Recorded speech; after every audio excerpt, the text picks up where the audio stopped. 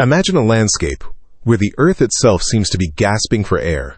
Beneath the blistering heat of the South Texas border, a silent, slow-motion catastrophe is unfolding, and it is revealing secrets that were meant to be buried forever. As the waters of Falcon Lake recede to a haunting 20% of their capacity, they are not just leaving behind sun-cracked mud and bleached timber. They are surrendering the ghost of a civilization. From the murky depths, the jagged, silt-stained spires of Guerrero Viejo are rising once more. This isn't just an archaeological curiosity, it is a grim, calcified measuring stick for a region on the brink of total hydrological collapse. Founded in the mid-1700s, Guerrero Viejo was once a thriving colonial hub of sandstone and limestone architecture, a testament to human resilience in the arid brushlands. But in 1954, that history was intentionally drowned. The construction of the Falcon Dam, a massive binational project on the Rio Grande, transformed this valley into a reservoir meant to sustain millions. For 7 decades, the town's grand cathedral and cobblestone streets existed only as a drowned memory, navigated by catfish and obscured by layers of deep water sediment. But today, the reservoir is failing. The water that once reached heights of over 300 feet has vanished, exposing the skeletal remains of the 18th century to the harsh, modern sun. Walking through these ruins today is a sensory assault. The air is thick with the scent of baked mineral and decaying organic matter. You can run your fingers across the intricate carvings of the Church of Nuestra Señora del Refugio, now scarred by decades of extreme water pressure and invasive species.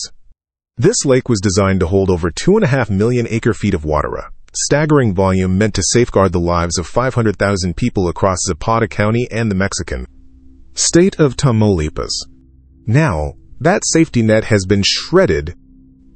The lake has shrunk into a fractured mosaic of stagnant pools and exposed plateaus.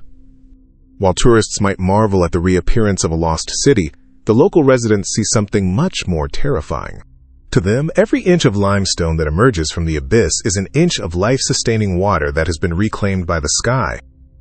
And as the ruins continue to climb, a chilling realization is setting in: the past hasn't just returned to visit. It is here to announce that the future is running dry. But this isn't just a story about a lack of rain. To understand why Falcon Lake is dying, we have to look 2,000 miles upstream, where a geological giant is being bled white before it ever reaches the border. The Rio Grande is a geological contradiction, a 900-mile lifeline that flows through some of the most arid territory on the North American continent. To understand the death of Falcon Lake, we must perform a hydrological autopsy, tracing the river's bloodline back to its origin in the San Juan Mountains of southern Colorado. Historically, this high-altitude wilderness acted as a frozen bank account, storing winter snowpack and releasing it slowly during the spring thaw. But the climate math has shifted. We are witnessing a phenomenon scientists call sublimation, where rising temperatures cause snow to turn directly into water vapor before it can even melt into the stream. What does reach the ground is often swallowed by soils that are parched and thirsty from years of unprecedented heat. As the water begins its treacherous journey south, it enters the Rio Grande Rift, a massive tectonic trench, where the Earth's crust is literally pulling apart. This geological feature dictates the river's path through New Mexico and into Texas, but it also creates a gauntlet of human extraction. The Rio Grande is one of the most over-allocated river systems on the planet. By the time the current reaches the Texas border, it has already been tapped by thousands of straws. Massive agricultural districts in the San Luis Valley, the growing urban thirst of Albuquerque and El Paso, and endless miles of irrigation canals all take their share. This is a zero-sum game played across 3 states and 2 nations. Every gallon diverted for a suburban lawn in the north is a gallon that will never reach the citrus groves of the south. Geologists and hydrologists are now tracking a terrifying trend: conveyance loss. Because the riverbed itself is so dry and the atmosphere so volatile, a significant percentage of the water simply vanishes during transit. It is a hydrological vanishing act performed over thousands of miles of scorched earth. For the residents near Falcon Lake, the river isn't a rushing torrent. It is a ghost of its former self, a depleted stream struggling to survive the desert sun. The great river is being dismantled piece by piece, long before it ever touches the dam. But while the climate is the primary suspect in this disappearance, there is a man-made shadow looming over the water, a 70-year-old legal ghost that is haunting the border today. In 1944, diplomats from Washington, D.C. and Mexico City sat down to divide a miracle. At that time, the Rio Grande was a powerhouse, fueled by reliable snowpacks and a climate that hadn't yet begun its rapid shift toward permanent aridification. The resulting treaty relating to the utilization of the waters of the Colorado and Tijuana rivers and of the Rio Grande was a masterpiece of mid-century optimism. It established a rigid accounting system. Mexico was to deliver 1.75 million acre-feet of water every 5 years through 6 major tributaries. But laws, no matter how carefully phrased, cannot command the clouds. Today, that treaty is no longer a blueprint for cooperation.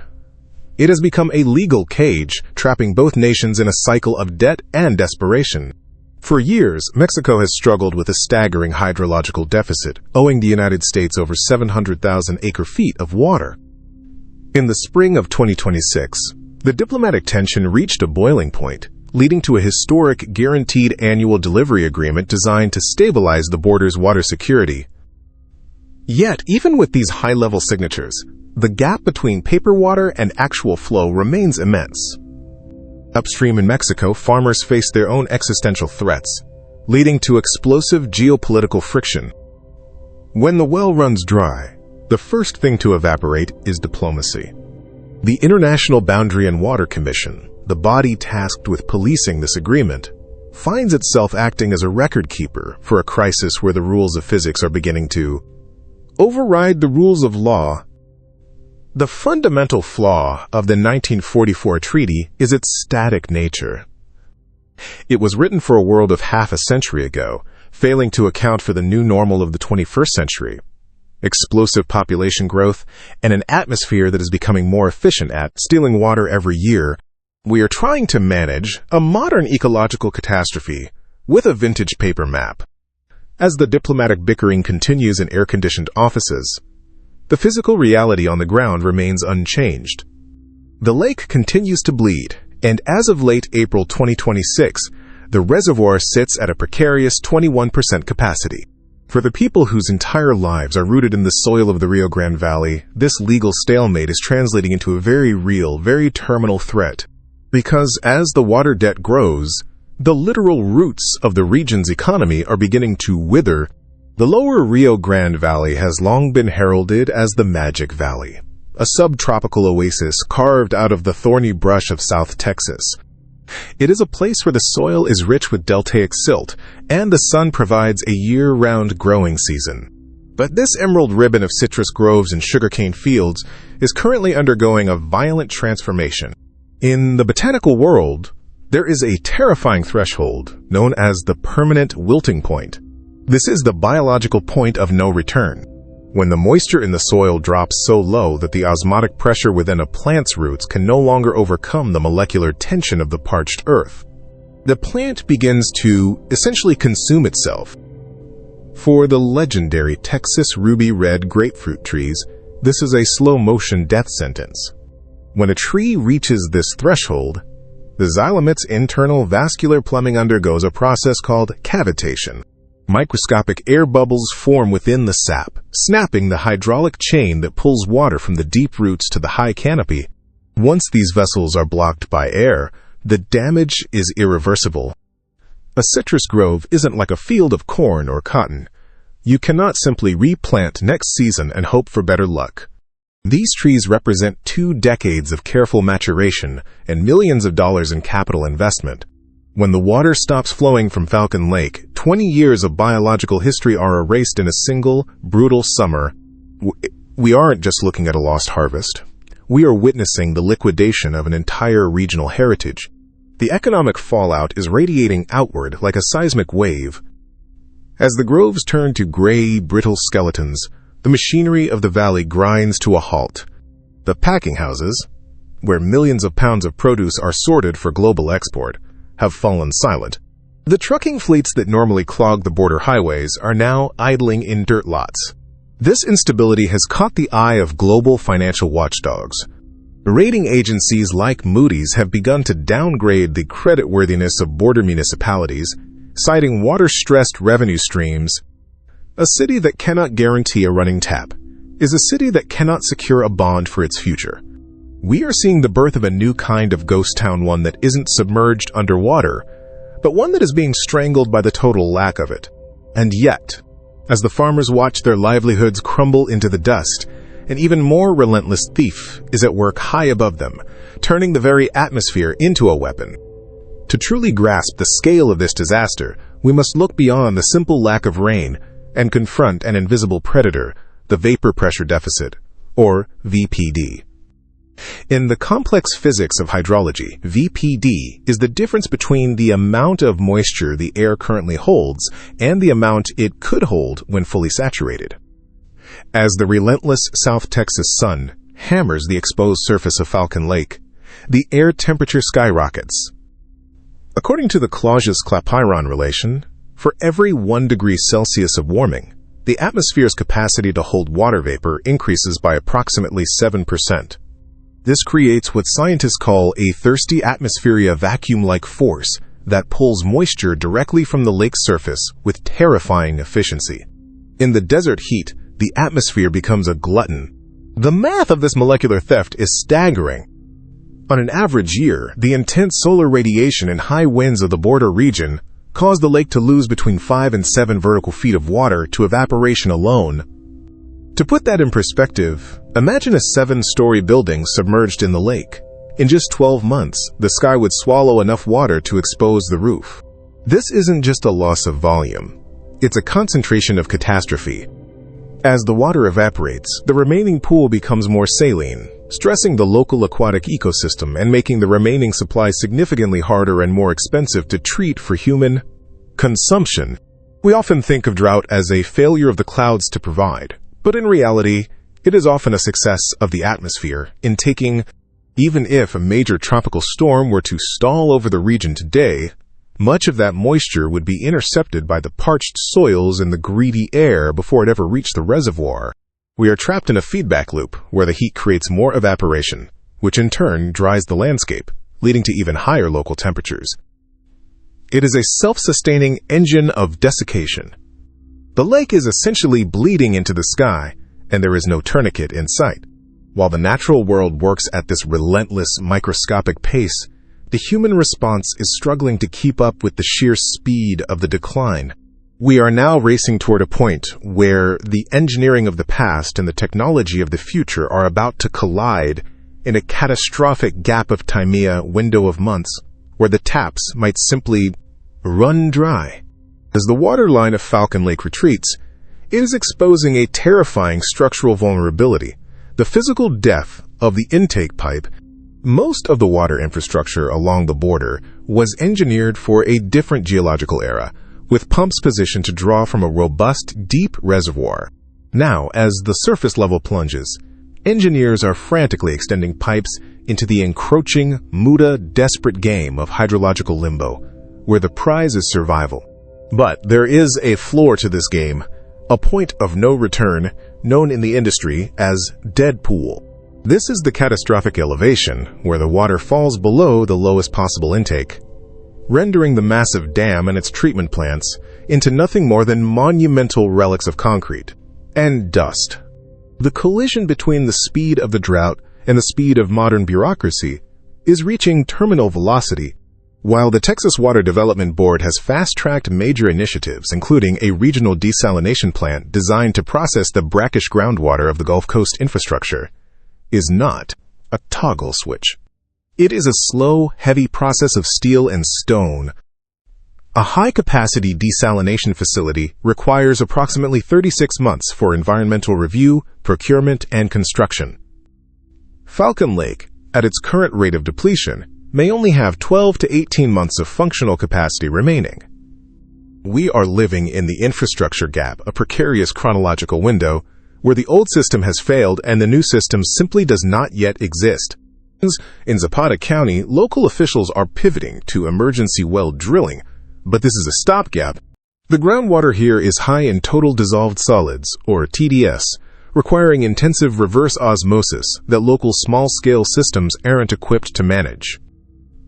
These wells are the equivalent of trying to sustain a thirsty city with a few straws in a sandbox. They might keep the most critical service hospitals and emergency centers functional, but they cannot replace the billions of gallons required to keep an entire society from collapsing. The margin for error has evaporated, along with the lake. The countdown isn't just about the volume of water. It's about the time it takes to build a new way to live. But Falcon Lake is not an isolated casualty. It is a preview of a much larger continental transformation. As we look beyond the border, we see the same pattern of exhaustion repeating across the entire American West, suggesting that the very geography of where humans can thrive is being forcibly redrawn. Falcon Lake is not a localized tragedy. It is a continental alarm bell. It is the canary in the coal mine for a water-stressed nation. Just upstream, the Amistad Reservoir, the only other major international storage system on the Rio Grande, also languishing below 30% capacity. When the two primary batteries of the border's water grid fail simultaneously, we are no longer looking at a seasonal drought. We are witnessing a systemic breakdown of the American West's hydrological plumbing. While national headlines often fixate on the shrinking shorelines of Lake Mead and Lake Powell on the Colorado River, the Rio Grande is undergoing a silent, even more aggressive collapse. This river has already lost approximately 20% of its historical flow over the last century, and in many stretches, the Great River simply stops existing, leaving nothing but a dry scar of salt and gravel across the desert floor. We are entering the era of aridification. In the world of earth sciences, a drought is a temporary deviation from the normal dry spell that eventually breaks with the return of the rains. Aridification, however, is a permanent state change. It is the fundamental transformation of a landscape into something harsher, drier, and less hospitable. The climate models for South Texas and northern Mexico no longer predict a return to the lush, reliable flows of the mid-20th century. Instead, they suggest that the climate which birthed the 1944 Water Treaty is gone forever. We are trying to inhabit a map that has already been erased by a shifting atmosphere. Look one last time at the sun-drenched stones of Guerrero Viejo. For decades, those ruins were an invisible secret, tucked away beneath the safety of a thriving reservoir. Now they stand fully exposed, baked white like the skeletal remains of an organism that couldn't adapt fast enough. Every foot of that church tower that rises into the air is a testament to what we have lost, and a measurement of the water we may never get back. 500,000 people along the border are currently living inside a timeline that is compressing around them, waiting for infrastructure that is years away and rains that may no longer be enough. The water that built this region is leaving, and the silence it leaves behind is the most terrifying sound in the world.